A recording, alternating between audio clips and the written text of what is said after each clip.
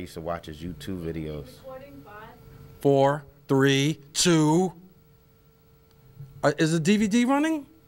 Thank you so much. How you doing, Eileen? Hey, how's it going? Go Eli.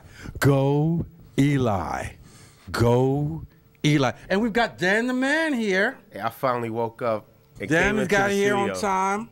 He's our resident handicapper. You know, if Dan was here, it's a very special day. It's the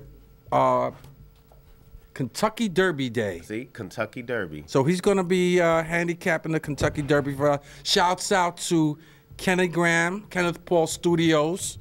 So if you ever need anything as far as pictures made, he's got a whole gallery now. I mean, he's got, you know, he's really developed his photography studio. So if you're into modeling or you want to get some pictures made, if you're into acting and need some portfolio stuff done, Kenny Graham's got a full studio dedicated to stuff of that nature. If you need like cover photos, cover shots, headshots. You need headshots. Kenny does it all. Or if you need if you're a model and you need a portfolio done, just shout out to Kenneth Paul Studios, and you could look that up, Kenneth Paul Studios on Twitter, and also Kenneth Paul on Facebook, and he does a lot of other things as far as he's the executive producer of this show, and he's also the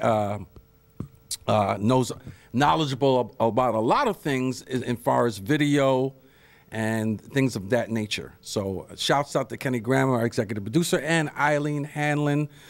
Go Eli. So without further ado, we do have the Kentucky Derby coming up. There's a number of things going on within the world of sports. We had the Knicks play last night and finally finish off the Boston Celtics. And we have also Game 7. Do you know what the time that is on that game today? I believe it's 8 o'clock. So you have the Brooklyn Nets, which you know is exciting for Brooklyn and this area to have it. It is 8 o'clock. Chicago at Brooklyn tonight. A lot of fanfare, a lot of drama is going to be happening in Brooklyn. It's going to be this is history being made. Yeah, it's going to be. We haven't had a playoff in Brooklyn since 1956. So Dan is a Brooklyn fan. Tell us what are your thoughts about tonight?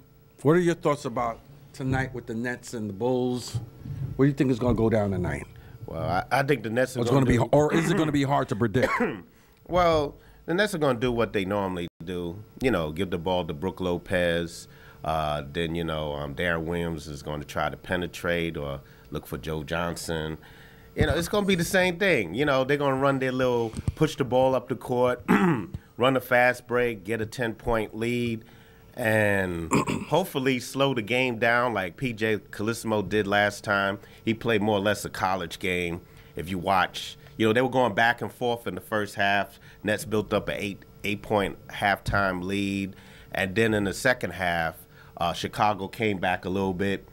But every time Chicago made a run, the Nets made a run to put the lead up. And then what the Nets did, which is smart, you do this in the playoffs all the time. That's why some of these playoff games look ugly. You slow down the pace. You don't give your opponent a chance to come back. I think the Nets really learned from that game where they blew a 14-point lead with about 3 minutes and some seconds left. Slow the game down. Don't give them a chance to really set up in their offense. Let them think. And I think if the Nets do that and play some defense, and hopefully Brook Lopez. Matter of fact, it was funny last game, Brook Lopez and Darren Williams, they really didn't have good games. It's like Joe Johnson kind of carried the offense, him and Gerald Wallace. And then in the fourth quarter, Andre Blatch was big down the stretch. He scored like 5 points, a key layup. And then he hit a couple of free throws that iced the game. So that's the way it is. You know, Brook Lopez and Darren Williams have a big game in Brooklyn. You know, it's going to be probably a short night for Chicago. Yeah, hopefully it'll be there. And the Nets worked hard this year to get to the 4th seed. And you know, we're going to be pulling for, even though I'm a Knicks fan, I'm going to be pulling for the Nets tonight. I'm originally from Brooklyn and watch that area downtown grow. I will be pulling for Brooklyn tonight. I'd never made a prediction one way or the other from the beginning, and I said that this series would go 6 or 7 games. I did say that. I did say that this series would go 6 or 7 games, and I mentioned, if you look at the tape, just look at the tape, that I said the series could, and it could go either way. The Bulls could win or the Nets could win because they, you know, very similar type of styles. The Nets do have can pick up the pace where the Bulls do want to slow the game down as slow as possible and play a half-court set and kind of lull you to sleep kind of thing. Similar to what Boston did with the Knicks. Try to now talk a little about the Knicks. I was disappointed this week because the Knicks went up 3 games to zip and happened to lose 2 games, and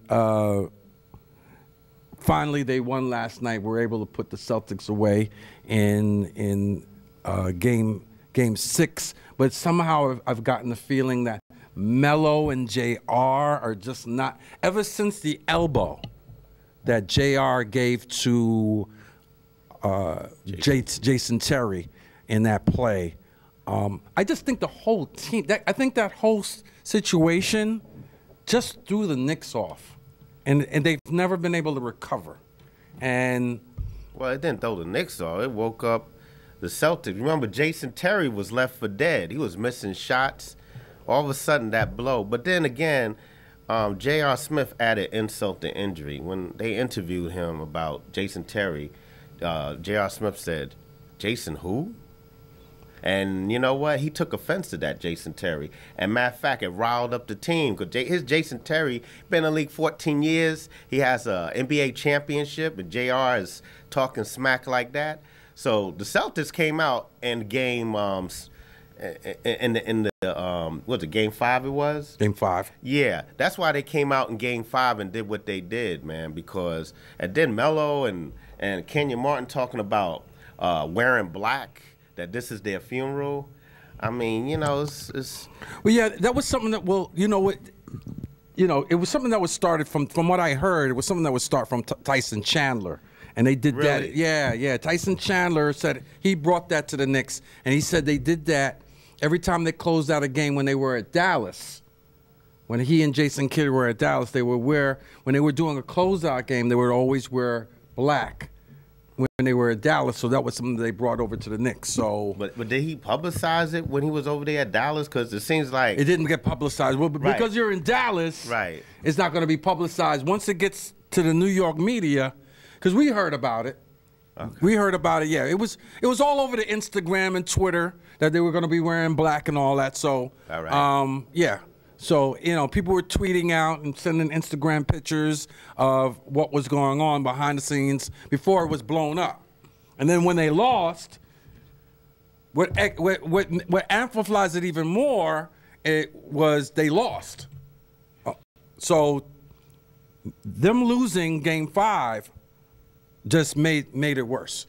But I'm talking more about Jason, and I know you mentioned about the Jason Terry waking up, but I'm just concerned about J.R. Smith. That first game back, he went 0 for 10.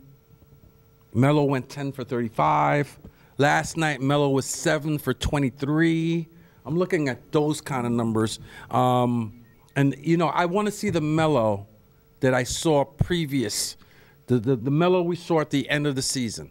I want to see the Melo that has been shooting close to 50%, grabbing 7 rebounds a game, getting people involved, and being the anchor of the offense and being the superstar player that led the league in scoring this whole season.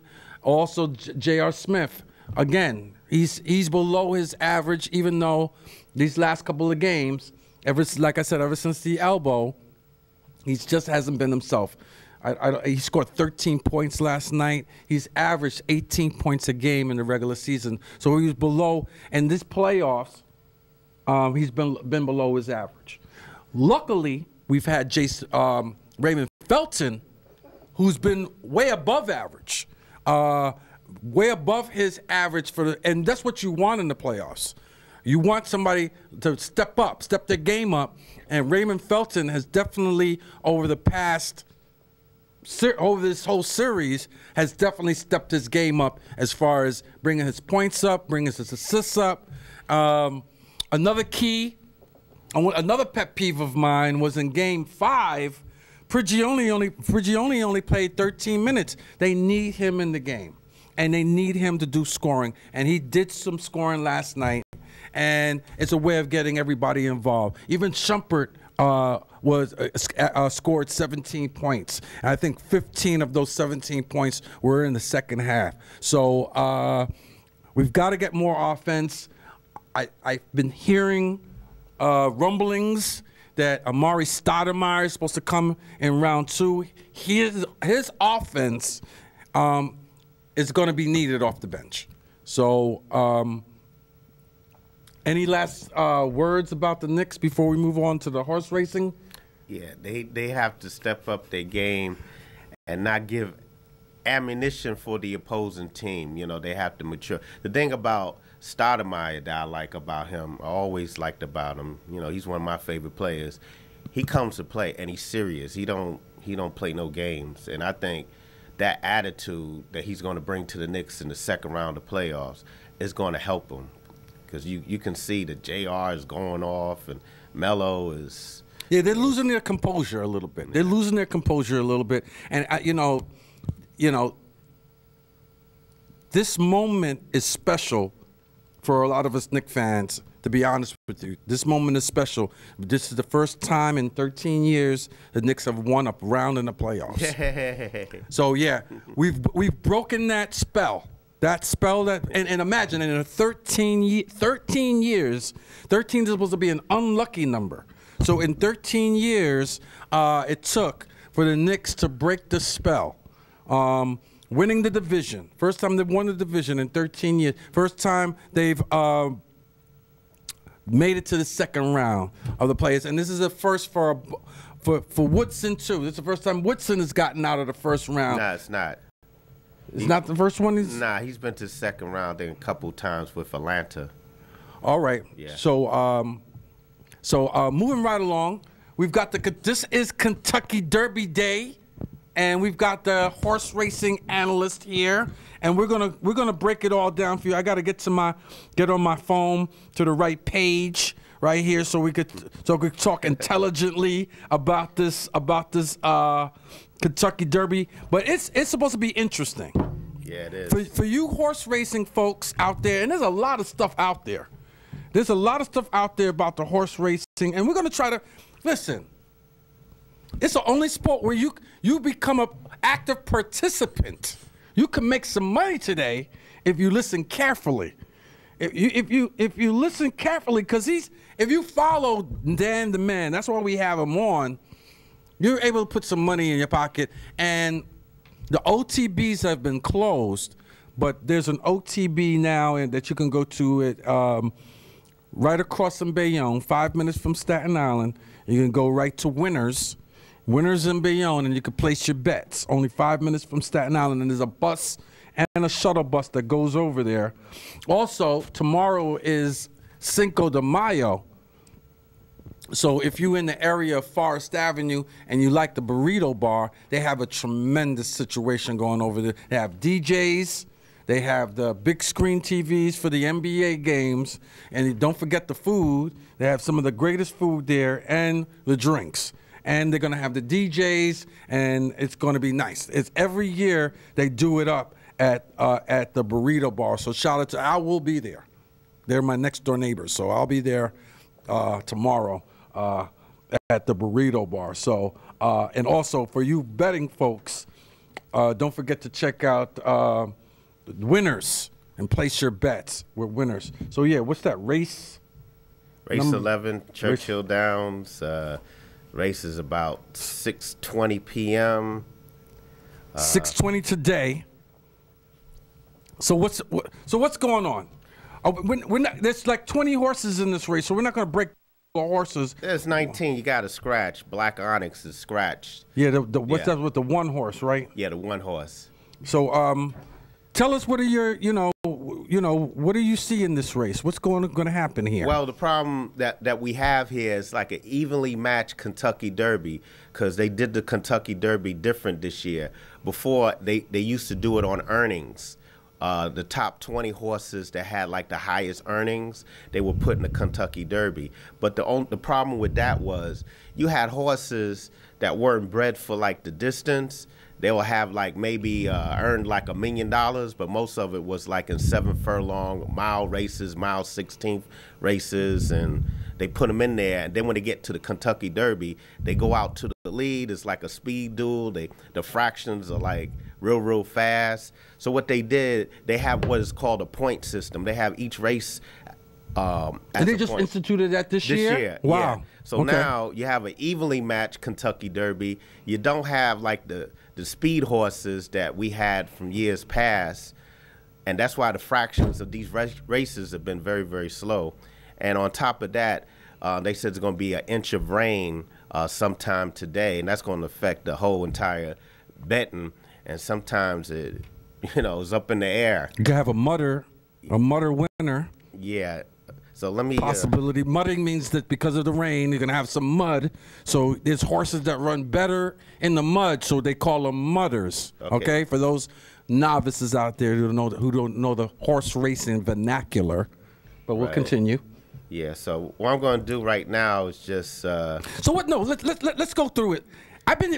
It's My Lucky Day, the 12 horse. Right. What's the deal with It's My Lucky Day? Because I've been hearing that's the horse that might win, but you got to put him, if you're going to do a exacta or boxing, you want to put It's My Lucky Day in there. So what is your what is your Oh, okay. It's My Lucky Day. The problem I have with this horse, it looked like he peaked too soon the beginning of the year, because his first 2 races at the beginning of the year was like it was incredible. He won the Gulfstream Park Derby earlier this year in January. Then he came back to run and win the Holy Bull by 2 lengths. He has the top speed figures of those first 2 races, and then he was laid off for like about 2 months, and then they ran him in the Florida Derby, and he finished second. And he had the lead in the stretch, and he lost to a horse in here by the name of Orb, who's one of the top contenders. Now, a lot of people feel that this horse is forgotten about, and his odds is like about 15 to 1. 15 to 1, right. And they feel that he might come back, but I really didn't like this race. I thought this horse really came up short because he peaked in those previous 2 races, and now he's running the Kentucky Derby. Yeah, he might hit the board. Who knows? He might come in 4th. He might come 4th. He might finish off the board. It'll be at my expense because I really don't like this. So I don't think he can get the Derby distance because his sire, Lawyer Ron, I think he finished 17th in the Kentucky Derby a few years ago. So I don't think he can get that. How about Normandy Invasion? I've been hearing Normandy Invasion. That's the wise guy pick. The Normandy Invasion at 12 to 1, the 5 horse. Normandy Invasion is like the wise guy pick. The wise guys like the Normandy Invasion. What do you feel about this Normandy Invasion horse? Been hearing a lot about him as well. Well, the Normandy Invasion, what's interesting about this horse is that at Aqueduct last year, he ran second to Overanalyze, who is in this race too. He finished second by a nose, and he was closing from parts unknown in that race, and he just missed by a nose. And against Verrazano in the Wood Memorial last month, he stalked the pace a little bit. He wasn't too far behind. And at the end of the race, he just missed by about 3/4. And they were trying to win the race so that he can get points to get into the Kentucky Derby. I like this horse.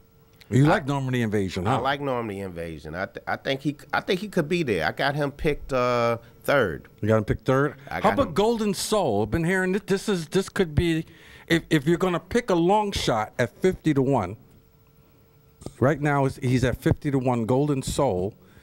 If you're gonna pick a long shot to win, this could be the horse to win. What do you think about this Golden Soul? Well, the reason why they're picking this horse is because he finished 4th in the Louisiana Derby. Since the Louisiana Derby, the horse that came 3rd, Departing, won the Illinois Derby, and he's going to be running in the Preakness. And also another horse in that race, I believe is Palace Malice. He was 7th in that same Louisiana Derby. He came back to run 2nd in the Bluegrass Stakes. So they feel that that's the biggest key race. That race was won by Revolutionary, who a lot of people are picking on top. And Malute finished 2nd behind him. So they feel that that's what is called a key race. If other horses come out the race and win or run well, then it's the key race. And so that's why they're saying that this horse will be a good long shot. I don't think so. So handicap the race for us. Handicap the race for us now. Give us your winner, okay, and then winner, place, and show. Tell us your 1, 2, 3, and 4 for us. And okay. I'll give you some questions. All right. The horse I'm picking to win is a big time long shot. Wow. Yeah, right now I just looked. He's 22-1. In the betting right now. The betting finished last night, and he's 22-1. Java's War. I picked this horse about a week ago. I'm still going with him. His last race, he was 14th. He broke dead last. Now, this Derby field is 19 horses. This horse broke dead last, came from parts unknown, and got up to the wire and won the race. The race before that, he was racing against Verrazano. He did the same thing. He was dead last, far back. And the Tampa Bay Derby, you have to have speed, which I mean, you have to be near or on the lead. And what happened was, Verrazano, he got away fast, but right. Here comes Java's War from the clouds, see, and he just missed by maybe about 3 lengths. I like this horse. It's going to be a wet track. He's by Warpass. There's another horse in here by Warpass, Revolutionary. But this horse here, he can win on any surface. He showed that he can pass 14 horses in the stretch. I don't think there's too many horses in here that can do that. And he should love the wet going. But the only problem is that I found out this morning that he didn't have a good workout at Churchill Downs. But you know what? I'm still using him. I'm picking him first. So Java's War to win. Yes. The 19 horse to win. Yeah, he's going to break from that wide post. He's going to be dead last. See, that's where he's going to be. And I'm hoping that it'll be a hot pace up front. I know Golden Sense is going to go to the lead. Falling Sky is going to be there. Verrazano, Malute, maybe Oxbow will be sent from the rail. It's going to be interesting. The horse I picked second is Orb. Shug McGahee, he don't bring too many horses to the Kentucky Derby. But when he has a horse, he has a horse. Wow. Let me tell you. He had a horse back in 1989 by the name of Easygoer. Wow. This horse was picked to win the Triple Crown. He was the 4-5 favorite. He lost to Sunday Silence. And everybody knows Sunday Silence was on his way to the Triple Crown, but Easygoer was second in the first 2 legs, and then he blew away Sunday Silence in the Belmont to deny Sunday Silence the Triple Crown. Ever since then, Shug will bring a horse into the Derby that he feels has a shot.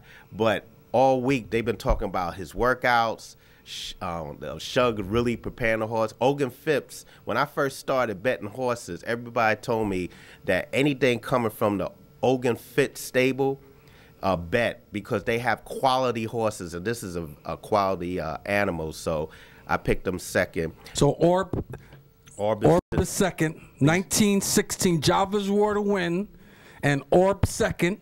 And Normandy Invasion for third. Normandy Invasion for third. Okay. The 5 horse. Now 1916 3. Yeah, 1916-3. 1916-5, sorry. 1916-5. 1916-5. Now, the horse I'm picking for fourth, and the reason why I'm picking this horse for fourth, this horse should be like 40-1, 40 or 51. I'm giving you a bomb underneath. Wow. And this horse right here is being ridden by, they call this guy Go-Go. His name is Garrett Gomez, the jockey. He's one of the best riders in the land. He's riding Vijak, the number 20 horse. The reason why I picked this horse, 15-1, what I have here. yeah, he's 15, but right now I think he's 43-1.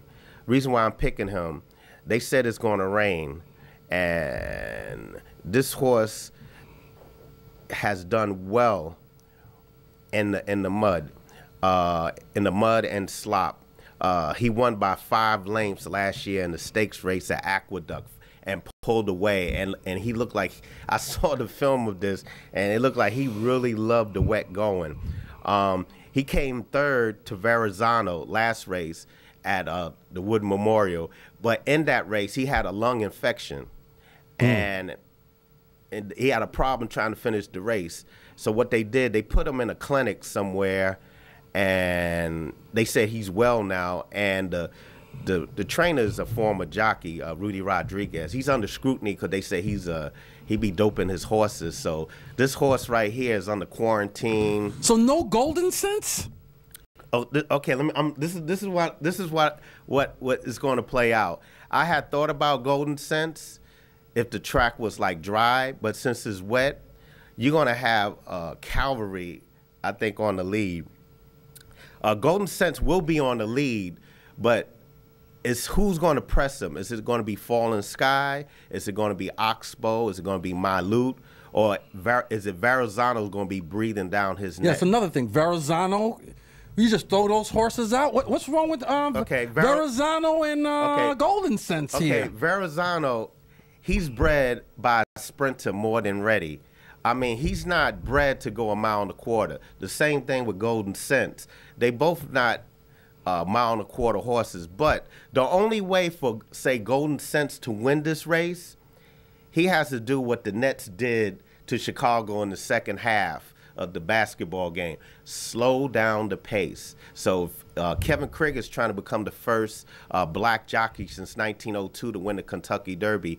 What he has to do is go to the lead, don't go too fast, slow it down, make it a crawl, make them struggle, make this Derby look ugly.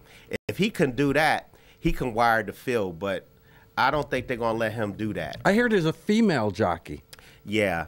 Her name is Rosie Napernick. She's riding a horse by the name of Malute. Okay. This horse, this is a pretty good horse, Malute. This horse, like I said, came second in the Louisiana Derby. She has a good shot. This horse comes from way back, but this horse is bred by a sprinter, Midnight Loot.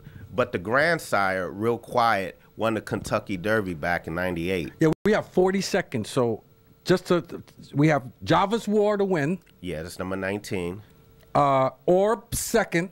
Orb is second, that's number 16.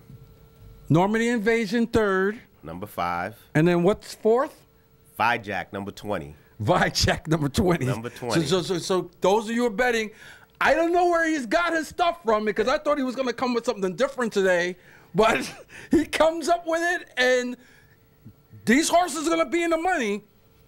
Hey, I picked... He always picks them. Last year I picked the exacta. You boxed those 4 horses. You had the exacta last year. So we've run out of time. We've got 8 seconds left. Cinco de Mayo tomorrow. Action videos Monday. Peace. All right, peace.